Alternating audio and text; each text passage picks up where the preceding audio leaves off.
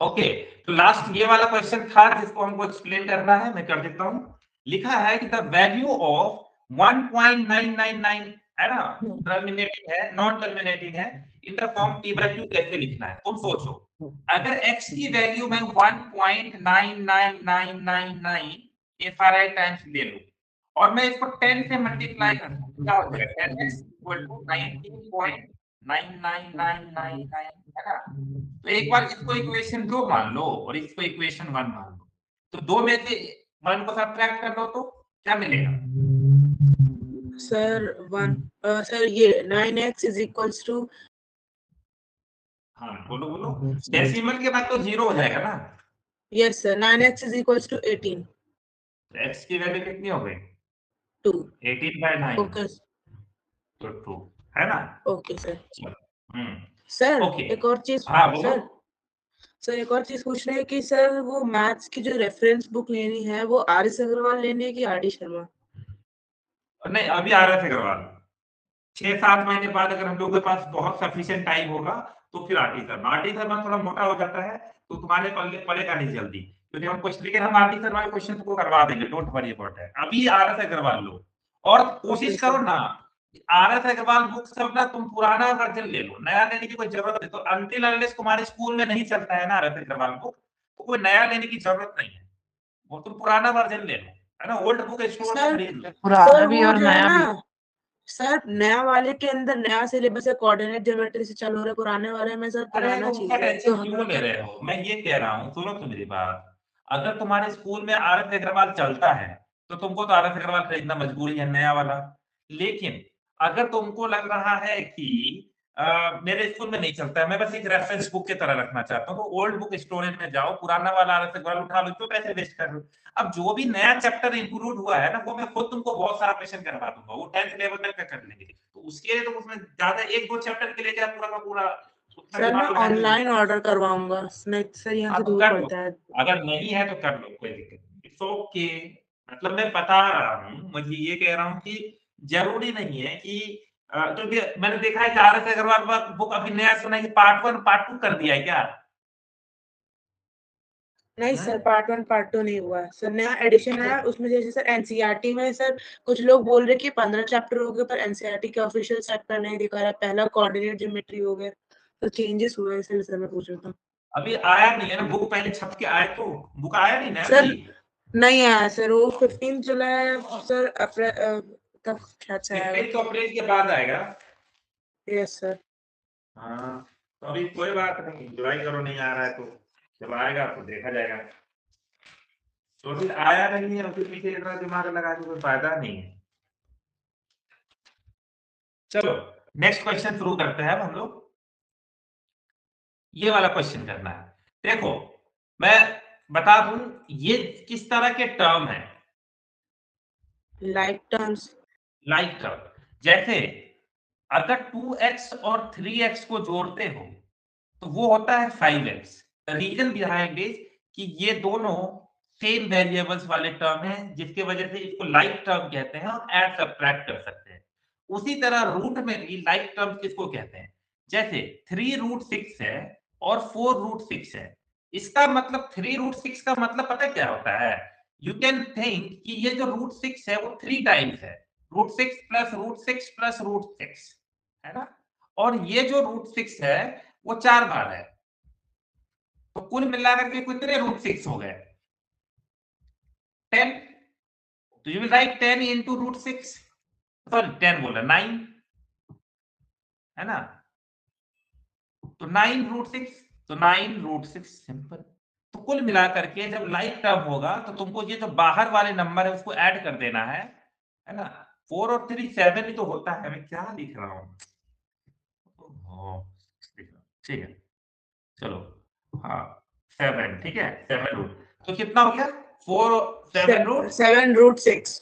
हाँ, पता नहीं, देखो मैं 6 3 ऐड करे जा रहा हूँ दिमाग में। चलो कोई नहीं। जैसे अब ये क्वेश्चन है, how will you solve this question? Sir इसके अंदर पहले ये जो √27 है सर, इसको और थोड़ा सा सर इसके अंदर से कुछ नंबर्स बाहर निकलेंगे, इसको अरे तो करके फिर एक्सपोनेंट देखो ना, एक्सपोनेंट अच्छे याद होगा ना, देखो इसको root A into root B, what is this? Root A into B, root into root में ए तो इंटू रूट 6 इंटू रूट 27 को हम इतना तक तो लिख ही सकते हैं ना, 6 इंटू 27। अब अंदर ब्रेक कर लेते हैं, 6 को लिख सकते हैं 2 इंटू 3, और 27 को लिख सकते हैं 3 इंटू 3 इंटू 3 इंटू 3। जो पेयर में है वो बाहर निकलेगा, है ना? तो ये दोनों बाहर निकल गया, और फिर अंदर में फंस जाएगा 2, इसलिए आंसर 9 9 रूट 2। है ना? This is one way, you can do in other way also, no issue.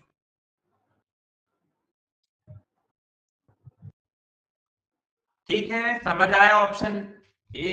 Yes. Hmm.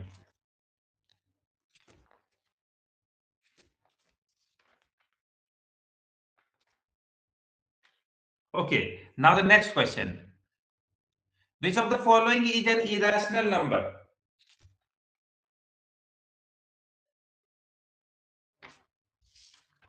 Sir root 23।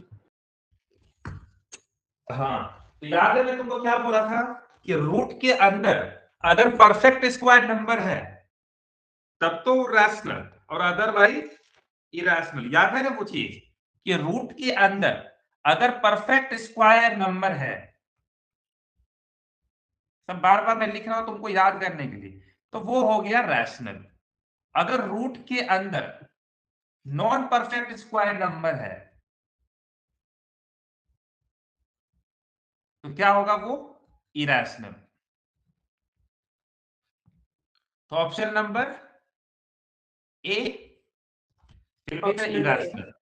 हाँ, अब बाकी सब तो देखो, ये तो टर्मिनेटिंग डेसिमल है ना, तो टर्मिनेटिंग डेसिमल्स तो ऐसे भी रैशनल होते हैं, है ना? और ये परफेक्ट स्क्वायर नंबर था रूट के अंदर, तो ये तीनों तुम्हारा रैशनल नंबर है। ठीक है, बचा सिर्फ इकलौता A option, irrational number. Next, the irrational number between this and this.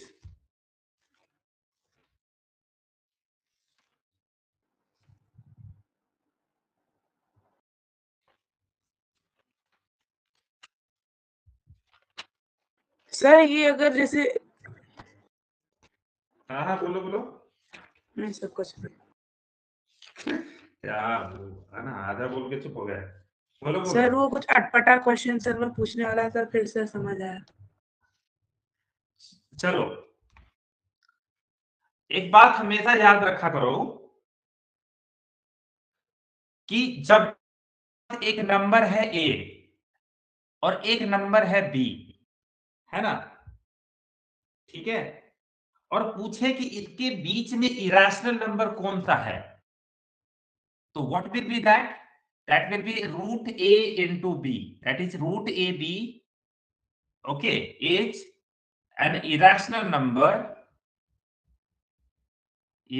number between A and B. Sir पर ये ए कैसे एंड, हुआ? सर इसका हाँ मैं लॉजिक बता क्या दे है रहा कि हूँ, लिख लो, सर पहले ये लिख लो फिर बता दे रहा है।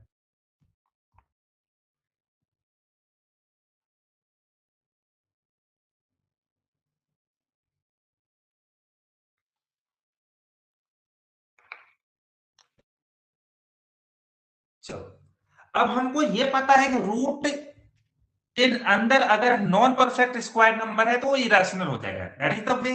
बट वो बीच में ही क्यों आएगा, ये तुम कहना चाहोगे, राइट? तो मान लो एक नंबर है जहां, यहाँ पे क्या आंसर हो गया? First answer this question.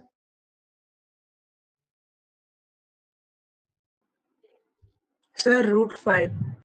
हाँ, तो हो गया ना रूट ए यानी 2 इंटू 2.5, दैट इज रूट 5। तो option number option B, number B. है ना? ये क्वेश्चन का आंसर। अब थोड़ा लॉजिकली सोचते हैं कि मान लो एक इरेशनल नंबर, सॉरी एक नंबर 4 है और एक नंबर 5 है ना, समथिंग लाइक दैट। तो 4 और 5 इज, अब इनके बीच अगर कोई इरेशनल नंबर होगा तो वो 4 इंटू 5 होगा, that is 20। Okay, so root 20 will lie between this and this, between है ना, बीच में कहीं भी लाई कर रहा होगा। Now what is the value of root 20? Can you tell me what is the value of root 20? Sir अगर 5 हम रूट 2। हाँ ठीक है, नहीं 2 सर, रूट नहीं सर, 5 नहीं सर, 2√5। है ना। और अगर मैं रूट 5 की वैल्यू को अगर मैं देखूं ना, तो ये आएगा 2 पॉइंट समथिंग आ जाएगा, है ना। बहुत ज्यादा बड़ा नंबर नहीं आएगा, 2 पॉइंट अगर तुम निकालोगे 2 इंटू 2 पॉइंट समथिंग, शायद 1 और 2 आ जाए, है ना, 1 2 के आसपास आ जाएगा या 2 1 के आसपास कुछ भी आ जाए। तो लगभग लगभग ये 4 पॉइंट समथिंग आएगा, जो 4 और 5 के बीच में ही आएगा। तो तुम कितने भी नंबर्स लेके ट्राई करना, तुमको ऐसा ही ये रिजल्ट मिलेगा। तो ये जो रिजल्ट है ना, किसी ने डिराइव किया होगा, है ना, यही कर करके देख करके तुम भी 3-4 नंबर ले करके स्क्वायर रूट निकाल के चेक कर सकते हो। ठीक है ना? लेकिन याद रखना ए और बी दोनों तुम्हारा एक, है ना, पॉजिटिव रैशनल नंबर्स होंगे और उनके बीच में होगा। पॉजिटिव क्यों होंगे? क्योंकि अगर नेगेटिव हो गया तो फिर तो इमेजिनरी हो जाएगा। यस और नो? देखो यहाँ पर ए और बी दोनों पॉजिटिव रैशनल नंबर होंगे। कोई बता सकता है कि नेगेटिव क्यों नहीं हो सकते?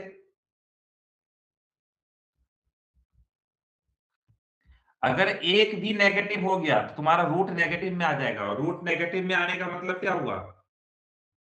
Imaginary number.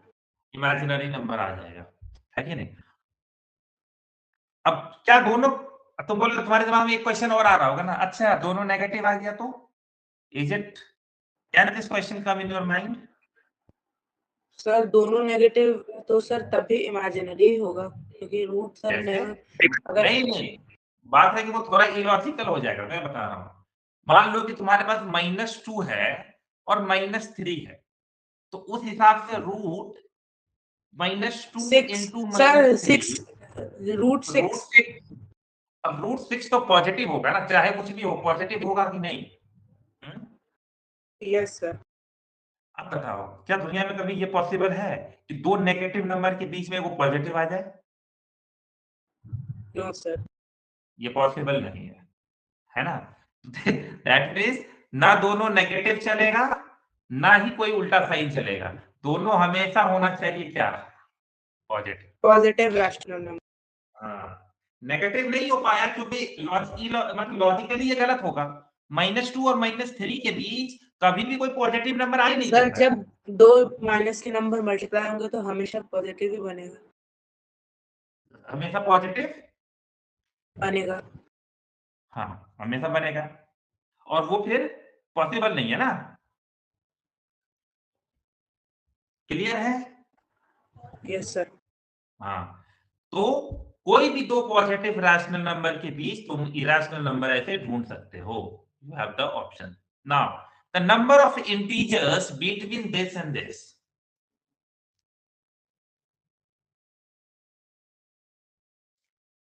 सर ये कैसे करेंगे सर, इसमें तो रूट लगा है सर, इसको भी हम लोग को मल्टीप्लाई कर देना है। नहीं, हर चीज को मल्टीप्लाई। अरे दिमाग लगाओ, तो लोग रटने के लग जाते हो, सोचो। सर पहले सॉल्व कर देंगे इसको, फिर सर जो बाहर वाला कर लो है कर उस लो कर लो करो करो।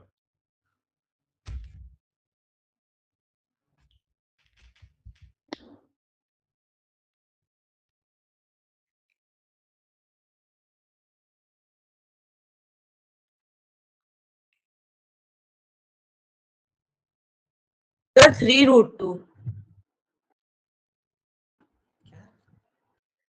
सर एक √8 का सर आंसर है मेरा 2√2, और सर √32 का 4√2, तो सर उसके बीच में 3√2 आ सकता है ना। तो वो उससे क्या मतलब, तो वो इंटीजर पूछा है, integer. How many integers will be there? Integer जानते हो ना, negative natural number and the positive natural मतलब होल नंबर, यही। वो कितने लाई करेंगे √8 और √32 के बीच, how many positive and this will lie. और बहुत एग्जैक्ट आंसर लाने की तुमको जरूरत नहीं है। हाँ, नंबर ऑफ इंटीजर्स तो एग्जैक्ट आएंगे, लेकिन √8 ये सब तुम अप्रोक्सीमेटली सोच सकते हो, ज्यादा दिमाग मत लगाओ। चलो, किसी का आया? चलिए आप ही बता दीजिए सर। ओके, मैं बताऊं, चलो। ये बताओ बेटा, √8 किसके बीच लाई करता होगा? अगर थोड़ा बहुत दिमाग लगाए तो क्या 2 और 4 के बीच लाई करता होगा?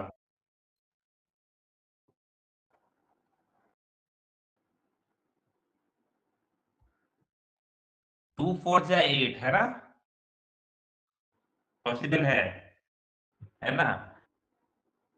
तो रूट 8 कहाँ लाई करेगा देखा जाए तो?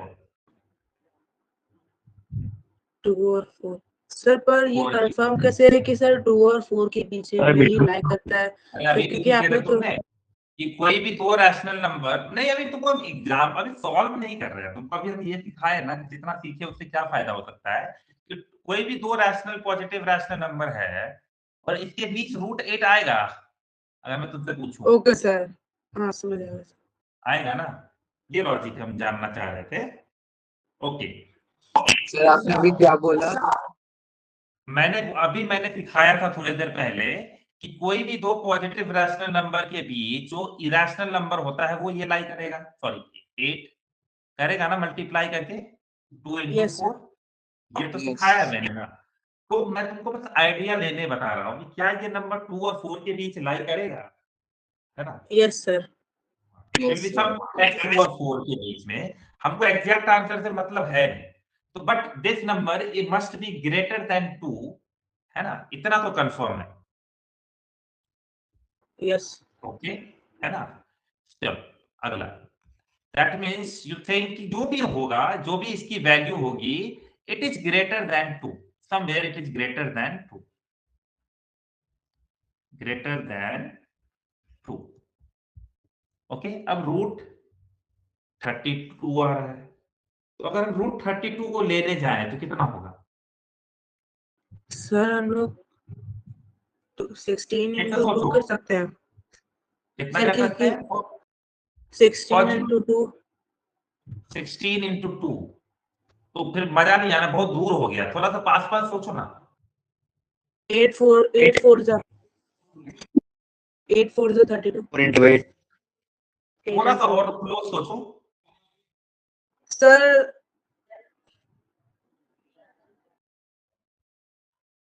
चलो ठीक है, थोड़ा सा और 8 into 4 हो सकता है, राइट? है ना? सर वही बोल रहे थे। हाँ 8 into 4 तुम बोल रहे हो।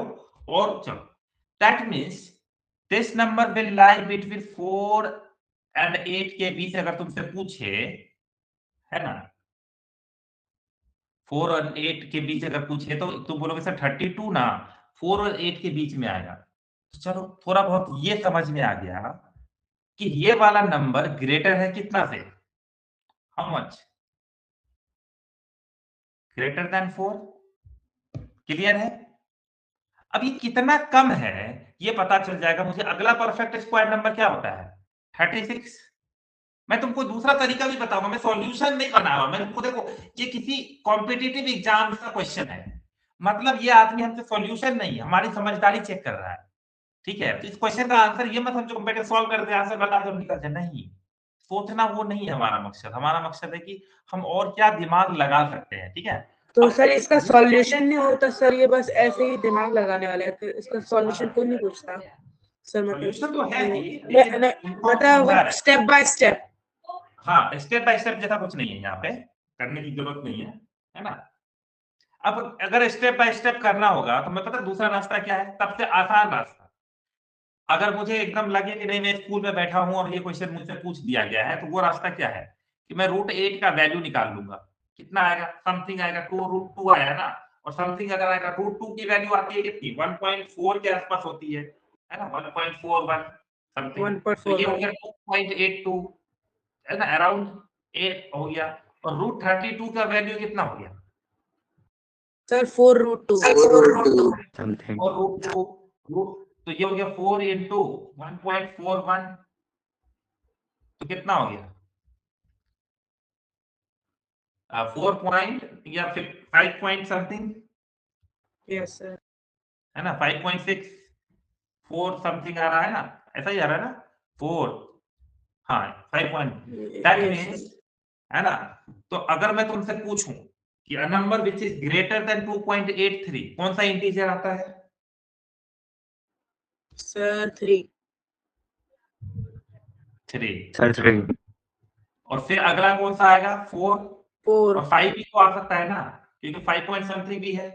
यही 3 ऑप्शन मैच कर रहा है, तो नंबर ऑफ इंटीजर्स में यहाँ ऑप्शन नहीं गलत है। और कोई ऑप्शन मैच? ऑप्शन ही नहीं है हाँ, सर, ऑप्शन 3 नहीं है। आना Yes, sir. चाहिए।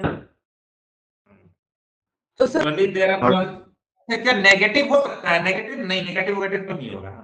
सर नेगेटिव आपने पहले ही बोला था कि अगर दोनों नेगेटिव हो जाएगा तब इलॉजिकल हाँ, दो वैसे भी दो पॉजिटिव नंबर के बीच नेगेटिव कहाँ आएगा?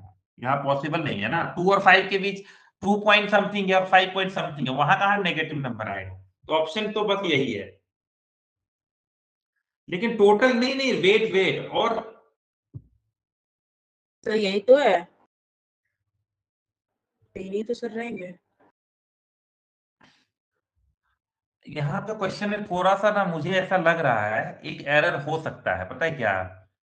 कि वो -√8 पूछा हो, अगर ऑप्शन यहाँ पे ऑप्शन है नहीं जो हमने डिसाइड किया, और उसके हम लोग ठीक है। अब एक पल के लिए अगर ये क्वेश्चन को ऐसे मान लें कि √-8 है और फिर 32 के बीच पूछ रहा है, तब हमारा आंसर क्या होगा? Let us check it. तो ये कितना हो गया? -2.82 -2 और फिर एंड सर 5.62 5.6 यानी -2 के बाद कौन आएगा? -1 0 1 0 1 2 0 3 फिर 4 1 5 2 सर 7 3 5 7 सर 7 हाँ, फिर 7 आ जाएगा देखा जाए तो, है ना? अरे 2 भी तो आएगा, -2 भी तो पॉसिबल है, क्योंकि यस सर -2 का समझिएगा तो आगे बढ़ चुका है ना, पीछे आओगे तो -2 आएगा कि नहीं आएगा?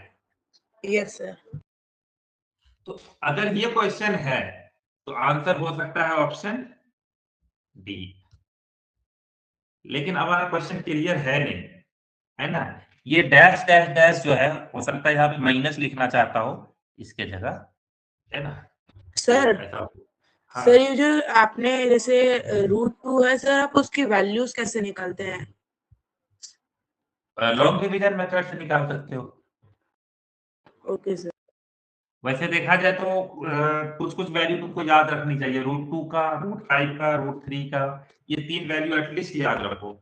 और थोड़ा सा और आगे जा सकते हो तो √7 भी वैल्यू सर याद 2 रखो। का याद हो गया है सर, 2 का यूज करते करते याद हो गया 1.41, और सर √3 और √5 का नहीं याद है। √3 का भी याद हो जाना चाहिए।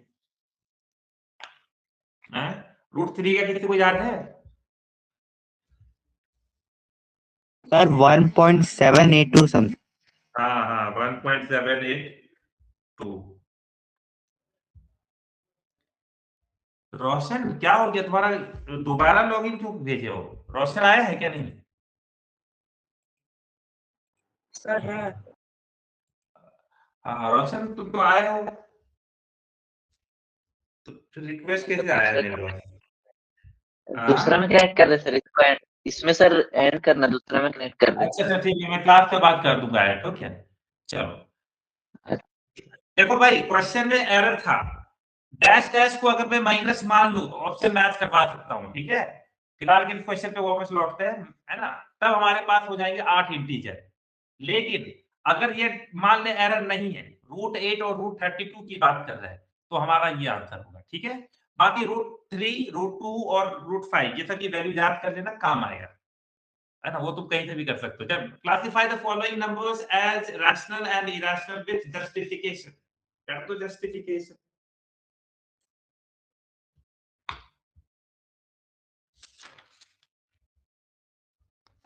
सर आंसर्स निकाल लो। ओके और जस्टिफिकेशन भी देना, है ना? क्योंकि एग्जाम में पूछता है जस्टिफिकेशन, और तुमको मैंने चिल्ला चिल्ला के 50 बार जस्टिफिकेशन याद भी करवाया है।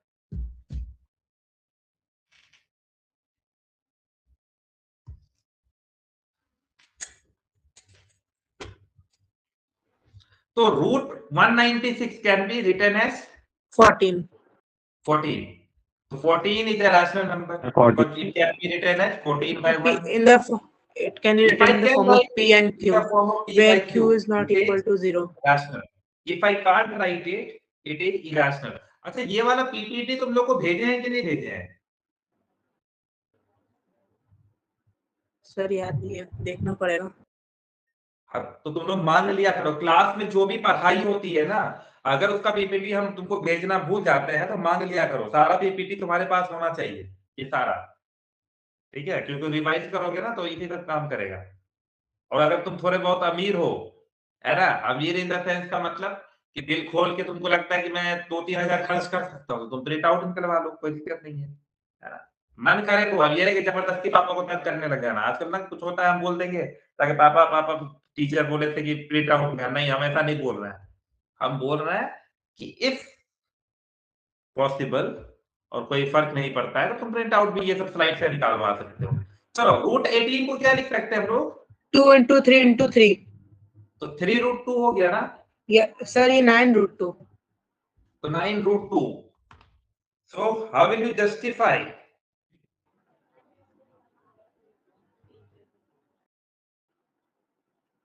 Sir we will first Sir, it is- sir हम लोग पहले वैल्यू is निकालेंगे सर, not- 2 का 9 को अच्छा, अच्छा। 1.41 से मल्टीप्लाई अच्छा ठीक करेंगे। है, ये देखो ना, ये क्या नंबर है? ये रैशनल है, ये क्या है? इरेशनल है। Rational and irrational will always give me N irrational number, बस यही था। √2 इज इरेशनल, राइट, है ना। अच्छा हाँ, एक और इम्पोर्टेंट चीज, सर उसको हम लोग कर सकते हैं ना 1.41 से 9 को मल्टीप्लाई अच्छा करके। सुनो सुनो सुनो, अच्छा ठीक है ठीक है ठीक है ठीक है, एक बहुत इंपॉर्टेंट चीज मैं बताना भूल गया, और भूल नहीं गया एक्चुअली में, तुम लोग को वो 10th में पढ़ना है, तो जल्दी से ना हेडिंग में डाल लो। रुको मुझे एक ब्लैंक पेपर निकालने दो, थोड़ा सा ब्लैंक शीट, और वो चीज तुमको मैं बता देता हूँ। उद्धव आया है?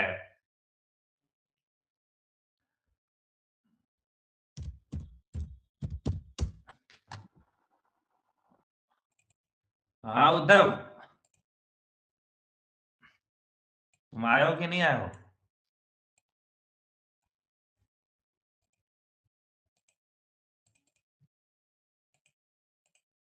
हाँ चलो, okay sir, if pi is rational, how we find out the area and other measurement of the circle in rational numbers? पाई की जो भी वैल्यू निरपेक्ष हम लोग लेते हैं ना, that is just for the calculation. Pi की वैल्यू 22/7 बिल्कुल नहीं होती है, पाई की वैल्यू सर अप्रॉक्स होती है, ये सब अप्रोक्सीमेट वैल्यू कैलकुलेशन के लिए दिया So, गया है। sir, why do we take instead of just taking 22 by 22/7, okay वो जानना, चलो देखो अच्छा सवाल है, और पूछते हैं। देखो मैं तुमको बताता हूँ कि पाई आया कैसे है, कहां से आया। देखो बेटा, देखो ध्यान से, ये एक सर्कल है, ठीक है। अब तुम बोलोगे सर सर्कल और पाई में पहले कौन आया? तो सर्कल आया। सर्कल को बनाने के लिए पाई की जरूरत है क्या? सर्कल को बनाने के लिए क्या चीज की जरूरत है? रेडियस, है ना। यहां पे मैं सेंटर लूंगा, है ना, और यहाँ पे पेंसिल लेकर रोटेट कर दूंगा। सर्कल को बनाने के लिए क्या तुमको पाई की नॉलेज होना जरूरी है, यस और नो? No sir. तो तुम मानते हो ना कि पाई बाद में आया होगा, सर्कल पहले आया होगा, समझ Yes, गए ना? हाँ, तो यहाँ पे वो वाला कंफ्यूजन नहीं है कि अंडा पहले आया कि मुर्गी पहले आया, पहले सर्कल आया है। अब वहां से पाई की बात आई होगी। देखो उन्होंने एक फॉर्मूला पढ़ा है, क्या पढ़ा है? सरकमफ्रेंस इक्वल टू क्या पढ़ा है? circumference is equals to 2 pi r। 2 pi r, मतलब 2 शॉर्ट pi? में लिखो E equal to 2 pi r। Okay, now circumference can be written as 2r into pi. So what can I write? Pi equal to what? Circumference 2r upon c। Circumference by 2r, sorry, 2r, ठीक है। 2r को क्या लिख सकते हो? Diameter, है कि नहीं? क्या हम ऐसा लिख सकते हैं? तो व्हाट इज पाई? तो आज पाई का मतलब समझ में आया। Pi is the ratio of circumference, है ना, टू इट्स डायामीटर। सर पर ये सरकमफेरेंस कहाँ से निकला? उन लोग को सरकमफेरेंस का फॉर्मूला तो सर यही होता है ना 2 pi r, तो सर जब पहले अरे पाई वो बात था मैंने नहीं, क्या बोला कि सर्कल ड्रॉ मैं भी बता रहा हूँ, सुनो। सर मैं ड्रॉ करने के लिए मुझे सर्कमफ्रेंस का भी नॉलेज की जरूरत नहीं है, मुझे सर्कमफ्रेंस पता ही नहीं क्या है, वो बाद में देखेंगे। पहले पाई भी हमको नहीं पता था, अब मैं तुमको थोड़ा बहुत बता रहा हूँ। अब तुम बोलोगे सर पाई कैसे आया, वो सब लॉजिक लगा के देखना शुरू करते हैं, ठीक है ना। सुनो, अब हुआ क्या कि एक सर्कल बनाया गया, उसका डायामीटर कितना था, डी, ठीक है, डी, यहां तक पूरा डायामीटर दिया गया। तो हुआ क्या कि इस डायामीटर को लेकर के मान लो यहां से यहां तक नाप लिए, ठीक है, और उसको यहां पर हम लोग डायामीटर रख रहे हैं। तो एक डायामीटर मान लो यहां तक आया, है ना, एक डी तुम्हारा यहां तक आया, कंप्लीट। ध्यान से देखना, एक डी यहां तक आया, मतलब तुमने डायामीटर वाली जो रस्सी है वो यहां तक फिर नाप ली, सरकमफ्रेंस को नाप रहे हैं, सरकमफ्रेंस कितना हो रहा है। फिर अगली बार फिर से डायामीटर को रख रहे हैं, कहां पे, यहीं पे।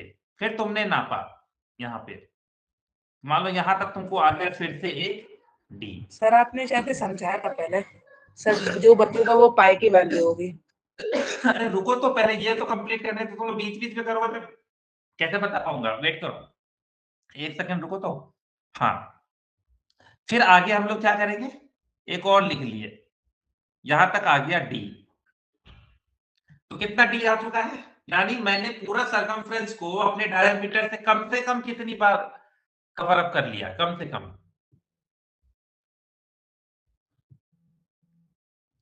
कम से कम 3 बार कवर हो गया ना भाई, 1 2 3, है कि नहीं। उसके बाद फिर भी कुछ पार्ट बच गए, ये वाला पार्ट, ये एक्चुअली में जो पार्ट है ना, ये 3.14 ही है, ठीक है। ये बार बार फिर इसका सर्कल बनाऊंगा किसी भी रेडियस लेके, फिर बार बार बचेगा। तो देखा गया कि बार बार ये लगभग लगभग बचा गया, और हर बार सरकमफ्रेंस और डायमीटर की रेशियो 22/7 आ रही है ना, हर बार। तो इस वजह से लिया गया उसको यूज करने के लिए। तो रेशियो है, कहने का मतलब है कि जब भी सरकमफ्रेंस 22 यूनिट होगा, उसका डायमीटर कितना होगा, 7 यूनिट, है कि नहीं। चेक करके देख सकते हो। कभी अगर सरकमफ्रेंस 88 यूनिट हो गया, तो बताओ तो उसके हिसाब से डायमीटर कितना होगा, सर 28। 28 यूनिट। 28 क्योंकि सरकमफ्रेंस और डायमीटर का रेशियो एकदम फिक्स है, दैट इज 22/7। याद भी कर सकते हो तुम, और कोई भी सर्कल उठा करके देख लो, तुमको सरकमफ्रेंस और डायमीटर का रेशियो 22/7 ही आएगा, और वो लगभग लगभग अप्रोक्सीमेटली 3.14 होता है, अप्रोक्सीमेटली। रियलिटी में तो वो पाई के बराबर होता है, लेकिन वो पाई हम लोग एग्जैक्टली निकाल नहीं सकते, ठीक है। तो वो बस थोड़ा सा और डिटेल में इसके घुसोगे तो तुमको पता चलेगा कि पाई जो था, पाई एक रेशियो है ना, जिसने भी बनाया वो रेशियो बनाया है कि भाई सरकमफ्रेंस और डायमीटर का रेशियो है, और ये एग्जैक्ट वैल्यू नहीं है। अगर हमसे कोई पूछे कि पाई क्या है, तो पाई एक इरेशनल नंबर है, याद रखना, पाई एक इरेशनल नंबर है, सिंपल, आंख बंद करके, क्योंकि पाई की एग्जैक्ट वैल्यू अभी तक नहीं निकली है, मैं ना मीडियंस तक निकल गया है, लेकिन एग्जैक्ट नहीं है, आगे बढ़ते जा रहा है। लेकिन अगर कोई पूछे कि 3.14 क्या है, तो वो रैशनल है, उसमें कोई टेंशन मत लेना। और कोई पूछे कि 22/7 क्या है, तो वो भी रैशनल है। ये सब कैलकुलेशन पर्पस के लिए यूज किया गया है ना। ये कोई एग्जैक्ट वैल्यू पाई की नहीं होती है। दूसरा, पाई का वैल्यू सरकमफ्रेंस और डायमीटर का रेशियो है। तुम किसी भी तुम आज एक चीज यूज करके देखना, तुम कोई भी सरकमफ्रेंस ले लो, उसका रेडियस निकालना, यानी डायमीटर निकल जाएगा तुम्हारा, उस हिसाब से तुम देखना, हर बार सरकमफ्रेंस और डायमीटर का रेशियो तुम्हारा 22/7 आएगा, या पाई के बराबर है, ठीक है। तो ये जो एक्स्ट्रा है, यही है हमारा पाई, बार बार ये रेशियो आ रहा है, मतलब सरकमफ्रेंस डायमीटर से हर बार 3.14 के हिसाब से ज्यादा हो जा रहा है ना। मतलब देखा जाए तो अगर जब भी डायमीटर 7 है, थोड़ा सा और आगे देखता हूं, बता रहा हूं, circumference divided by diameter equal to pi. तो जब भी डायमीटर 7 है, ये 22 है, इसका मतलब लगभग लगभग ये कितना टाइम्स है, 3 टाइम्स, 3 पॉइंट समथिंग होगा, है ना, पॉइंट समथिंग मल्टीप्लाई होगा, और यही 3.14 समथिंग है, ठीक है, अप्रोक्सीमेट। एग्जैक्ट वैल्यू तो निकाल नहीं सकते हो ना, ये नॉन टर्मिनेटिंग है, यस और नो, चलता रहेगा अपना। 22/7 इज टर्मिनेटिंग और नॉन टर्मिनेटिंग, नॉन टर्मिनेटिंग, तो ये जो वैल्यू है बार बार वो रेशियो बन रहा है। तो कहने का मतलब है कि कोई भी सर्कल बना लो, तुम्हारा वो जो सर्कल बन रहा है वो अप्रोक्सीमेटली जो है वो 3 गुना से ज्यादा है, कितना है, 3.14 टाइम्स ज्यादा है। सर्कमफ्रेंस इज नथिंग, अगर तुम और थोड़ा इसको लिखना चाहो तो circumference is what, pi into D में सोचोगे तो पाई की वैल्यू अगर 3.14 ले रहे हो इनटू डी, तो तुम एक्चुअली में सोच क्या रहे हो, तुम कह रहे हो ना कि हमारा सर्कमफ्रेंस सर्कल का हमेशा डायामीटर के अप्रोक्सीमेटली कितना टाइम्स है, 3.14 टाइम्स। कैन वी से दिस, यस और नो? क्या हम ये बोल सकते हैं कि हमारा सर्कमफ्रेंस डायामीटर के अप्रोक्सीमेटली 3.14 टाइम्स है ना, यस और नो? बोल सकते हैं। और अगर डायामीटर को भी लिखना चाहें तो हम लिख सकते हैं, नहीं अब उसका मतलब कुछ लॉजिक नहीं बनेगा, रहने दो, डायामीटर सर्कमफ्रेंस पर पाई लिखी था, तो ये लॉजिक है, बस ये समझ लो और ये समझ लो, ठीक है। तो pi is an irrational but 22/7 और 3.14 इज अ रैशनल नंबर, है ना, अगर दिया जाए वो कैलकुलेशन के लिए। तो पाई के बारे में और भी तुमको हम बताएंगे, और सर्कल के बारे में भी थोड़ा सा कहानी जब हम पढ़ेंगे ना सर्कल, तो और ज्यादा इसमें लेकर जाएंगे। फिलहाल के लिए बस काम चलाऊ हो जाएगा इतना। ये वाला क्वेश्चन बताओ, थर्ड वाला,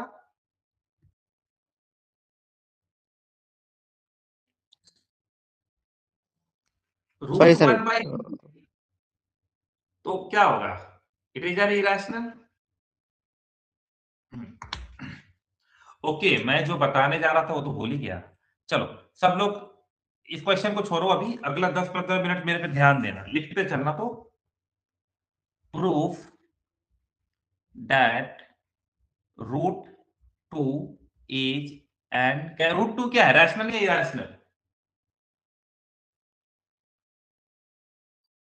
अरे जल्दी जल्दी Sir, बोलो। Rush. Irrational.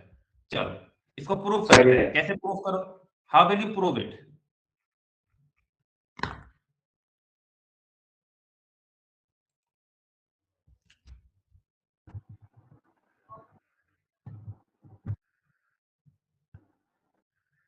So, sir, why we say that it is 2 pi r instead of just saying 22/7 नहीं बोल सकते हो, पाई 22/7 नहीं होता है, वो सिर्फ कैलकुलेशन के लिए तुम यूज कर रहे हो, कन्वीनियंस के लिए, ठीक है।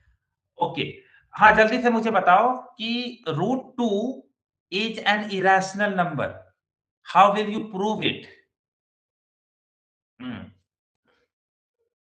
Assuming that root 2 is a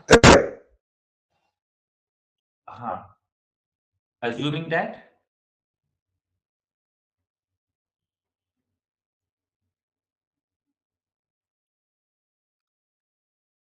okay, हाँ अनय, क्या तुम मुझे बता सकते हो कि मैं रैशनल नंबर को भी जानता हूं और इरेशनल नंबर को भी जानता हूं, तो रूट 2 एक इरेशनल नंबर है, तो प्रूफ कैसे करूं ये बात?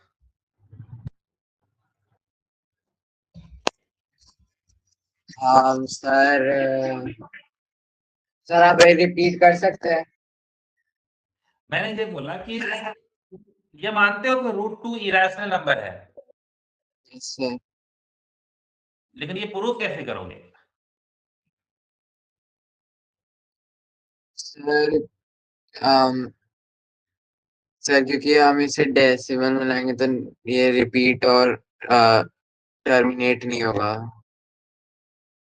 तो नहीं होगा तो उससे क्या मतलब हो गया?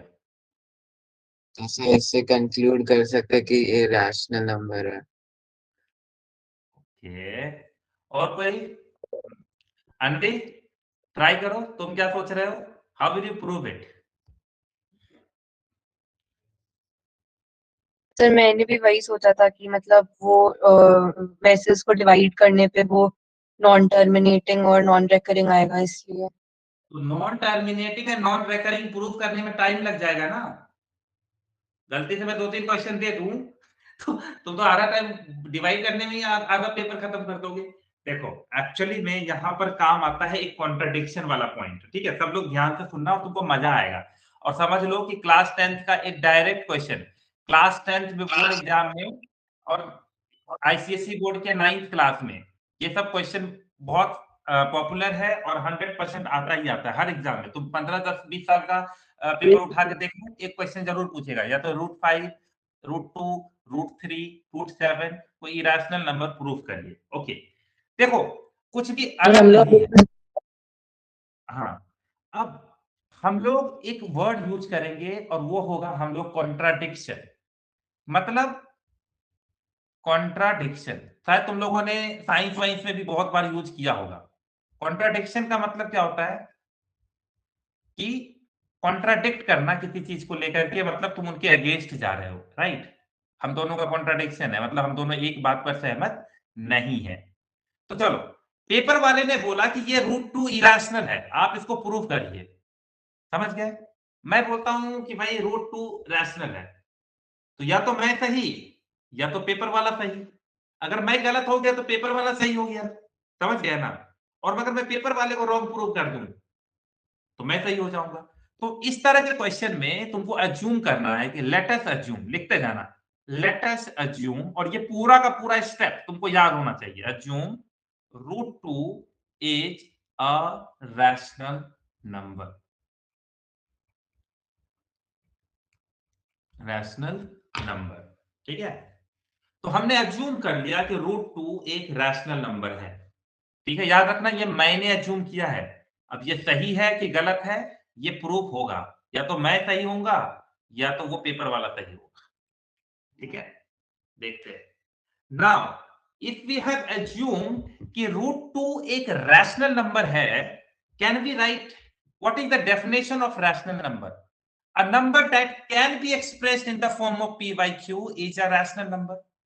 That means अगर मैं √2 को रैशनल नंबर मानता हूं तो can I write √2 equal to p by q? I must write it like this, yes और no?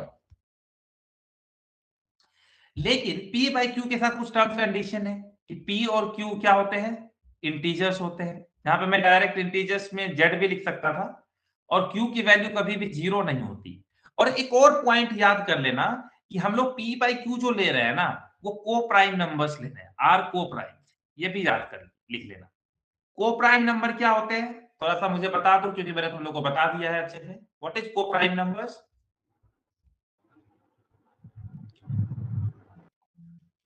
Sir consecutive prime numbers. क्या? अरे तुम लोग, मैंने बकायदा अच्छे से बताया है को प्राइम नंबर क्या होता है। को प्राइम नंबर सर जिन जिन दोनों के बीच में वन के अलावा और कोई फैक्टर कॉमन ना हो। 1 के अलावा, है ना। अरे सिंपल वर्ड में याद कर लो ना, कोई भी दो नंबर जिसका एचसीएफ 1 है, को प्राइम नंबर का मतलब होता है एनी टू नंबर्स, तुम लोग एनी टू नंबर्स, कोई भी दो नंबर हो, समझे। कोई मतलब कोई भी, एनी टू नंबर्स कुछ एचसीएफ इज 1, ठीक है। अब बताओ, तुम को प्राइम नहीं जानते हो तो ये क्वेश्चन तो तुमको आधा अधूरा समझ में आएगा। समझ लो कि एचसीएफ 1 है। एचसीएफ 1 कब आता है? जैसे मान लो 16 और 15, ये दोनों को प्राइम नंबर है। क्यों? क्योंकि अगर 16 को प्राइम फैक्टराइज करोगे तो क्या होगा? 2 इंटू 2 इंटू 2 इंटू 2। 15 को करोगे तो क्या आएगा? 3 इंटू 5। तुम बता सकते हो दोनों में कॉमन फैक्टर क्या लगे निकल के आ रहा है? कुछ भी नहीं कॉमन है। तो कुछ भी कॉमन नहीं है तो एक चीज कॉमन होता है, क्या? 1। क्लियर है? इसीलिए कोई भी दो नंबर जिसका एचसीएफ 1 है, इसका मतलब उसके पास कुछ भी कॉमन नहीं है 1 के अलावा। क्लियर है ये लॉजिक? तो any two numbers which HCF is 1 is a co-prime और पेयर ऑफ को-प्राइम नंबर। अब वो कॉन्जुगेटिव हो सकता है, नॉन कॉन्जुगेटिव भी हो सकता है, उससे फर्क नहीं पड़ता है। क्लियर है? पहले तो को-प्राइम नहीं समझे तो मैं ये समझा ही नहीं पाऊंगा। तो को-प्राइम नंबर समझना, क्योंकि इस क्वेश्चन की आत्मा है ये वर्ड को-प्राइम नंबर। समझ में आ गया?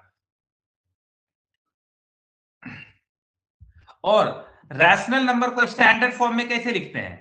जब वो दोनों को प्राइम हो जाता है कि नहीं। जैसे 36 बाय 54, इसको कैसे लिखते हो? 2/3। तो ये जो 2 और 3 तुम तब तक काट पाए ना, अब 2 और 3 को तुम कैंसिल आउट नहीं कर पाए। क्यों? क्योंकि अब कोई कुछ कॉमन फैक्टर है ही नहीं काटने के लिए। 1 के अलावा 1 से थोड़ी काटोगे। तो कहने का मतलब दोनों को प्राइम नंबर बन जाता है। समझ गए? तो यहाँ पर हमने पूरा काट-कूट करके मान लिया कि p बाय q पे p और q दोनों को प्राइम नंबर है। Okay, now the next step is square both the side. तो लिख लो स्क्वायरिंग बोथ द साइड, है ना? हर स्टेप्स को लिखते जाना। Squaring both sides, squaring both sides. याद कर लेना ये स्टेप्स पूरा, ठीक है? तो √2 का स्क्वायर कितना होगा? 2 2 ना, √2 का स्क्वायर क्या होता है? √2 इंटू √2 √4 हो गया, यानी 2। और 2 ये कितना आएगा? p square by q square. Okay, लिखते जाओ, तुमको समझ में आ जाएगा थोड़े समय। पहली बार में कोई समझ में नहीं आता, ये बहुत टफ चीज है समझना। अब can you write this as 2q square equal to p square? Can you write this? Sir नीचे स्क्रॉल कर दीजिए। क्या बोले? सर नीचे स्क्रॉल कर दीजिए, देख नहीं रहा। हाँ, नीचे स्क्रॉल कर देते, ये देखो। मैं ये पूछ रहा हूं कि क्या हम ऐसे लिख सकते हैं? Yes sir. चलो, इसको इक्वेशन नंबर 1 मान लो। अब इक्वेशन नंबर 1 को समझते हैं, है ना? इस इक्वेशन 1 को समझना होगा हमको। क्यों? क्योंकि इक्वेशन 1 में पूरी कहानी छुपी हुई है। लेट अस सी। पहले ये बताओ, सारा स्टेप्स याद हुआ? पहले हमने √2 को रैशनल नंबर एज्यूम कर लिया, फिर √2 को हम रैशनल नंबर की तरह लिख सकते हैं तो p बाय q लिख दिया, फिर दोनों साइड हमने स्क्वायर कर दिया, फिर वो 2 equal to p square by q square आ गया और 2 q square equal to p square आ गया। ठीक है? देखो, अगर इरेशनल नंबर तुम्हारे सिलेबस में आ गया है तो तुमको पता होना चाहिए कि √2 क्यों इरेशनल है। खाली ये तो ठीक है, ये तो रटने वाली बात हो गई ना कि अंदर नॉन परफेक्ट स्क्वायर है तो रूट है, नॉन टर्मिनेटिंग नॉन रिकरिंग। लेकिन सामने वाला का तुमको बोले प्रूव करो, तो ये सब तुम थोड़े कैलकुलेट करके दिखाने लग जाओगे। वो लॉजिक है। चलो, अब मैं तुमको अभी थोड़ा सा इस क्वेश्चन को पॉज करते हैं और तुमसे एक सवाल पूछते हैं, जवाब देना मुझे, ठीक है? फिर आगे लिखेंगे, अभी उसे मत लिखना, यहाँ तक लिख लिए होगे। अब एक सवाल तुमसे पूछना है, ठीक है? फिर आगे बढ़ेंगे उस स्टेप से। 6 को क्या लिख सकते हो? 2 इंटू 3 लिख सकते हो। Yes sir. इसका मतलब क्या हुआ? इसका मतलब हुआ कि 6 इज डिविजिबल बाय 2, यस और no? Yes sir. Okay, 6 is divisible by 3, yes और नो? Yes sir. चलो, now if I ask you कि ऊपर में क्या लिखा हुआ था? 2q स्क्वायर, यही लिखा था ना?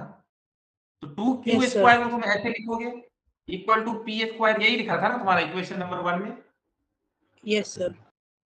तो तुम ये बात मानोगे कि जो p स्क्वायर है is divisible by 2?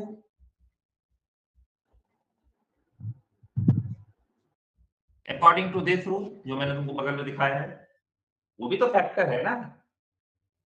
p square 2 से मल्टीप्लाई होकर के समथिंग आ रहा होगा। Yes sir. p square is divisible by 2।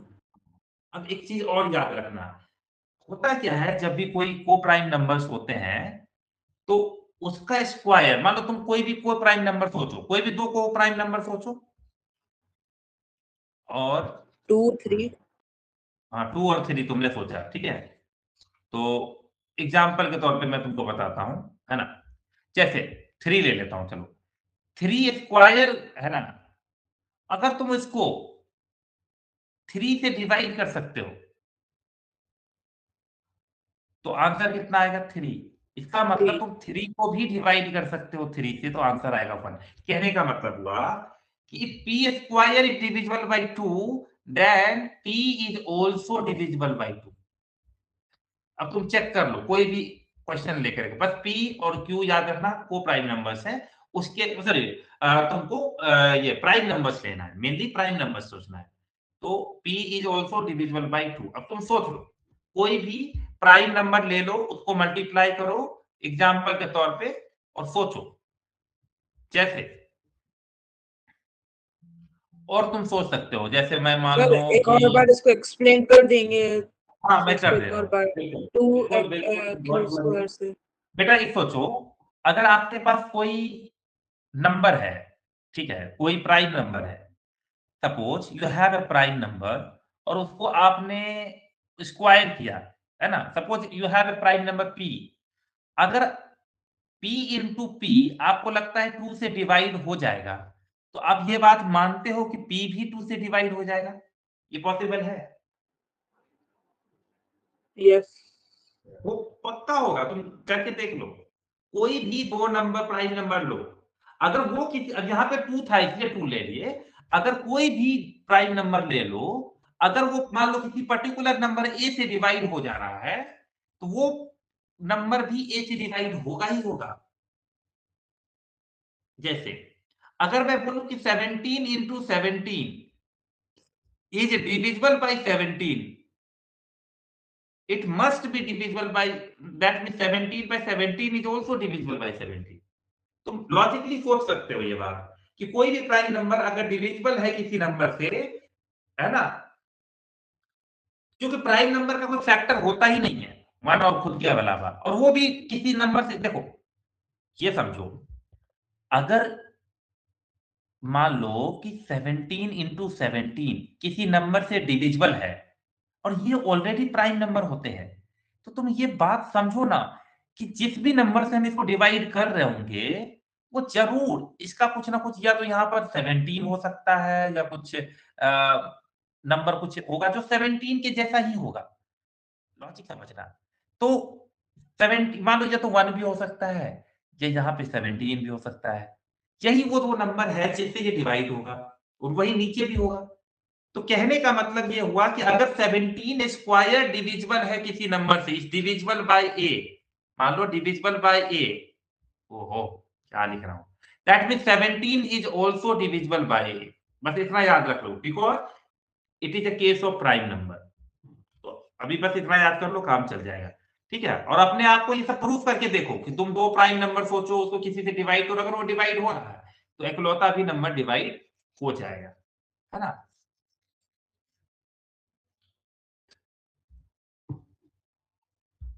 अगर तुमको यहाँ कंफ्यूजन है तो फिर हम आगे नहीं बढ़ेंगे। हैं? क्या तुमको ये समझ आया कि पी स्क्वायर डिविजिबल बाई 2 क्यों है? क्योंकि 2 एक फैक्टर है, इसीलिए डिविजिबल है, पहली बात। दूसरा, पी स्क्वायर 2 से डिविजिबल है, इसीलिए पी भी 2 से डिविजिबल होगा। ठीक है, ये बात समझ में आनी चाहिए। ओके, सर हाँ सर ये जो आपने लिखवाया है सर इसको लिखना है क्या? हाँ, स्टेप्स में इसको लिखना लिखेंगे। है, ये वाला पार्ट लिखना है तुमको, उसी के नीचे लिखते जाओ, है ना।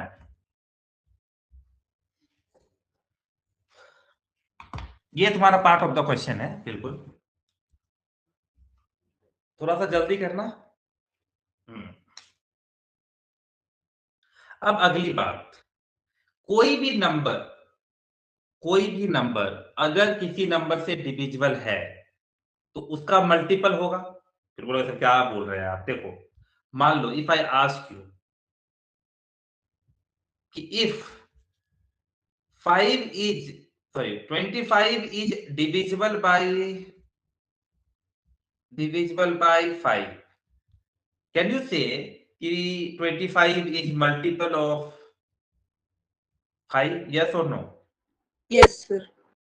ये तो बोल सकते हो, है ना। तो अगर अब मैं पूछूं कि can I write 25 as 5 into some number, और वो नंबर कुछ भी होगा, वो नंबर मान लो 5 है, तुमको पता है, मान लो सम नंबर कोई नंबर है, वो नंबर तुम्हारा 5 है, right? How will you write 15? Can you write 5 into some number? What will be that number? 3 3। Okay, can you write 30? 30 can you write it 5 into 6 6? ये सारे नंबर जो मैंने लिखे ये सब मल्टीपल है 5 के, इसीलिए 5 इंटू समथिंग लिखा गया है। ये नंबर सब अपने अकॉर्डिंगली चेंज हो रहा है।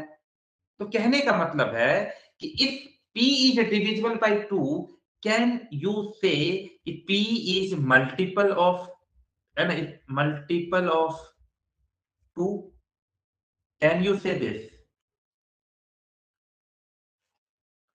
अगर p को Yes, तुम sir. 2 से डिवाइड कर पा रहे हो तो क्या 2p 2 का मल्टीपल है? अरे यहां से ऑब्जर्व करो ना चीजों को। एक्चुअली क्या है ना, नंबर लेके समझते हो, जैसे ही नंबर की जगह p q रखते हैं तुम्हारा दिमाग घूमने लगता है, राइट? इमेजिन करो कि p कोई नंबर होगा, वो डिवाइड हो रहा है 2 से, तो अगर 2 से डिवाइड होगा तो मल्टीपल भी 2 का है। तो can you write now p as 2 into some number, है ना, सम कांस्टेंट कोई नंबर रख लेते हैं, let that number be c, है ना। तो लेट वी अज्यूम कि p इक्वल टू 2c, ये हम एक बार लेट कर लेते हैं, ठीक है, लेट अस अज्यूम दिस। और कैसे अज्यूम किए ये पूरा प्रोसेस तुमको समझा दिए, ठीक है। अब अभी क्वेश्चन का हम 60% सॉल्व कर पाए हैं, पूरा सॉल्व नहीं कर पाए। क्या वो ऊपर से दिमाग से जा रहा है क्या? सर थोड़ा थोड़ा।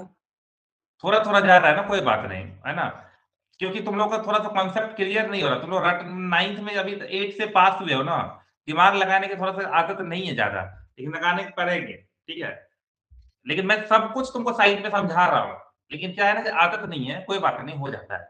अब तुमको मैं देखो, तुम क्यों दिमाग नहीं लगा पा रहे हो मुझे नहीं समझ में आ रहा। जब मैं तुमको ये लाइन बोल रहा हूं कि p 2 से डिविजिबल है और अगला लाइन बोला कि p इज मल्टीपल ऑफ 2, तुम कंफ्यूज हो जा रहे हो, ये कोई लॉजिक ही नहीं समझ में आ रहा है। तुम इमेजिन कर लो ना कोई नंबर p के जगह, अगर कोई नंबर 2 से डिविजिबल है तो डिविजिबल क्यों होगा? मल्टीपल होगा तभी तो डिविजिबल होगा, बिना मल्टीपल का डिविजिबल हो जाएगा यस सर, ये लाइन सर समझ आ गई। सर आपने ये p is equal to 2 into c, sir ये नहीं समझ आया, बाकी ऊपर का समझ आ गया। ये क्यों लिखा? ये इसलिए लिखा कि p अगर मल्टीपल है तो 2 से मल्टीप्लाई करके ही कुछ ना कुछ आएगा, वो नंबर नहीं पता, तो लेट अस अज्यूम कि c है। भाई देखो Okay, p sir. पता नहीं है, अगर देखो p इक्वल टू 2c लिखे, अगर p 6 होगा तो c कितना हो जाएगा? 3। अगर p 8 होगा तो 2 कितना, c कितना हो जाएगा? 4। अगर 10 होगा तो 2 इंटू 5। 5. लेकिन क्या तुमको p और c पता है? नो नहीं सर, पता है ना। p तो मल्टीपल होगा 2 का, पर c नहीं, c भी सर कोई हाँ वैल्यू होगा। देखो, जैसा p होगा उसके अकॉर्डिंग c आएगा, लेकिन जो भी आएगा 2 से मल्टीप्लाई करके ही आएगा, ये बात मानते हो? Yes sir. हाँ, तो बस समझ लो यहाँ पर। अब थोड़ा सा लास्ट देखो, अभी बीच में क्लास मत छोड़ना, नहीं तो मिस हो जाएगा। मैं समझ रहा हूँ तुमको समझ में नहीं आया, लेकिन तुमको दोबारा समझ में जरूर आएगा। पहली बार होता है किसी को समझ में नहीं आता। चलो अब इसको स्क्वायर कर लो सब लोग। Now square both the side, what you will get, p square equal to 4c square. चलो अब मुझे बता सकते हो कि p square equal to 4c square में p स्क्वायर कितनी है? इक्वेशन नंबर 1 में जाके देखो तो p स्क्वायर की वैल्यू क्या लिखा हुआ है? सर p स्क्वायर की वैल्यू 2q स्क्वायर। हाँ, तो मैं p स्क्वायर की जगह 2q स्क्वायर रख रहा हूं फ्रॉम इक्वेशन 1, याद रखना, यहां से काट लो। तो अब आया तुम्हारा q square equal to 2c square, ये हो गया इक्वेशन नंबर 2, है ना। अब एक बात मुझे बताओ, q स्क्वायर सेम है, जब पूरा रिपीट करो तो मानते हो कि q square is divisible by 2? देख लो, ये बात मैंने बहुत अच्छे से यहाँ पे समझाया है। Yes sir, divisible by 2 yes sir. क्योंकि तो q is also divisible by 2। और sir q is also multiple of 2। हाँ, वेरी गुड, वेरी गुड। अब मुझे बताओ, हम क्या एज्यूम करके चले थे p और q को लेकर के, ये बताओ। अब कहानी को शुरुआत में फ्लैशबैक में ले जाओ, है ना, मूवी देखते हो ना तो फ्लैशबैक में जाता है ना। अब फ्लैशबैक में जाओ, फ्लैशबैक में क्या एज्यूम किए थे? सर कि जो हम लोग √2 को एक रैशनल नंबर मान लेते हैं, जहाँ पर p और p q and के q बारे में रहेगा। क्या लिखा हुआ था? शुरू में कहानी क्या थी? p सर और q p के and बारे q में are integers, q is not equal to 0 and अरे p q are ये co-prime. देखो, ये था ना, p और q क्या मान के चले थे? को प्राइम। यानी कि P और Q के पास should not have any common factor other than 1। ये बात मानते हो ना? Yes sir. कोई कॉमन सर ये फैक्टर फॉल्स हो जाएगी। सर ये हाँ, फॉल्स हो हाँ। जाएगी, इससे प्रूव होगा। यानी मैंने ओके जो सर। assumption किया था वो गलत हो गया, है ना? दैट मीन्स अब हुआ क्या, ध्यान से सुनना, कहानी मैं तुमको लिख देता हूं और ये कहानी अब आगे का जो पैराग्राफ है वो सब लोग लिखेंगे, ठीक है? चलो लिखो, अब यहां से लिखो, फ्रॉम, जल्दी जल्दी लिख लो फिर कल समझाएंगे। From equation 1 and equation 2 we get P and Q both divisible by 2, है ना? दैट इज, यहीं पे दैट इज लिख देना, that is P and Q,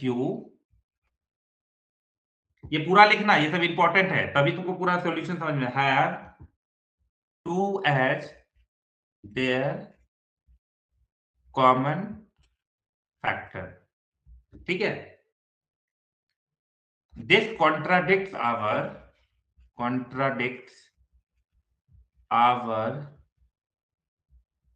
assumption that P by Q is a rational number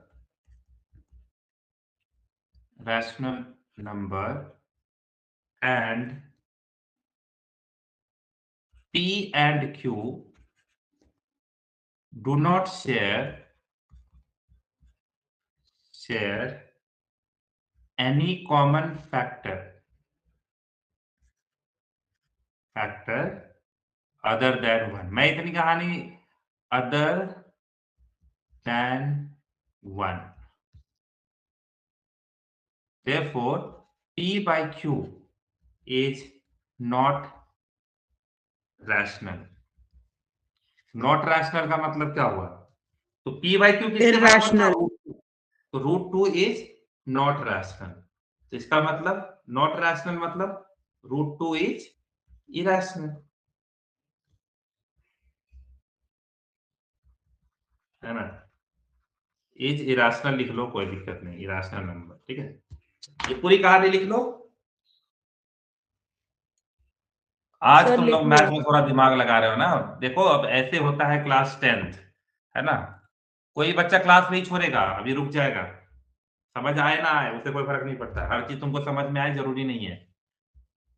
एक बार में सब कुछ समझ में आ जाए ऐसा है क्या? ऐसा होने लगे तो हो गया। अब सेम क्वेश्चन को अब एक बार ये लिख लिए पूरा, बस 2 मिनट और लगेगा। हाँ, सेम क्वेश्चन को ट्राई करना ये वाला क्वेश्चन से, सब कुछ वैसे ही लिखना। चलो ये क्वेश्चन ट्राई करो होमवर्क के तौर पे। Prove that √5 is an irrational number, ठीक है? सारा स्टेप फॉलो करो, याद करो, एकदम लिख करके भेजो, ठीक है? अगर तुम्हारे पास अभी टाइम है तो अभी भेज दो, नहीं तो कल तक जरूर भेज देना, सबसे चाहिए यही स्टेप्स लिखना है ना? बस √2 की जगह √5 आता जाएगा और सब दिमाग, एक बार ये सारा स्टेप रिपीट कर लोगे तुमको सब याद हो जाएगा और एकदम रट लो, कोई दिक्कत नहीं, ठीक है? ये होमवर्क है, अगर कोई अभी मुझे भेज सकता है तो अभी भेज दो, कल भेजना है तो कल भेज दो, लेकिन कल तक हमको भेज देना, ठीक है? और ये पूरा स्टेप रिपीट कर लेना एक बार, ऊपर से अब नीचे ऊपर से नीचे पढ़ना शुरू करोगे ना तुमको सब आने लगेगा। सर इस चैप्टर का सबसे टफ क्वेश्चन था क्या ये? हाँ, टफ नहीं है, पहली बार है ना, कहानी ज्यादा है, पचाना मुश्किल हो जाता है कभी कभी लंबी कहानी, लेकिन एक बार √5 तुम ट्राई करो ना, अभी तुमको सब समझ में आने लगेगा, है ना? तो एक बार √5 तुम बनाना शुरू करो, तुमको छाप लो आराम से, कोई दिक्कत नहीं है, और फिर सोचो, तुमको आराम से थोड़ा थोड़ा दिमाग आने लग जाएगा, है ना? फिर कल हम तुमको और इसके बारे में समझाएंगे, ओके?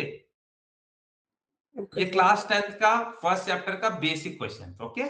चलो तो मिलते हैं फिर कल हम लोग, आज थोड़ा ज्यादा क्लास हो गया, कोई बात नहीं, होता रहता है। और बिल्कुल टेंशन मत लेना, समझ में आया तो कोई दिक्कत नहीं है, नहीं आया तो भी कोई दिक्कत नहीं है, हर चीज एक बार में समझ में आ जाए जरूरी नहीं है।